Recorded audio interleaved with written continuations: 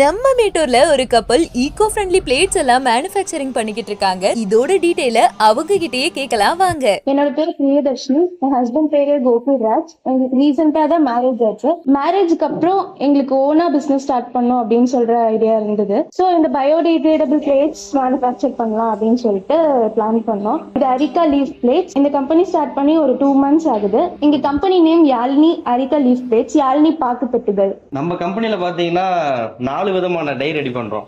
Domestic die தான் எல்லாமே. Leaf எல்லாமே கர்நாடகால தான் வரும். லீஃப் வந்து நல்ல திக்னஸோட நல்ல ஒயிட்டா தான் வரும். அதுல எந்த டேமேஜும் வராது நம்மளுக்கு.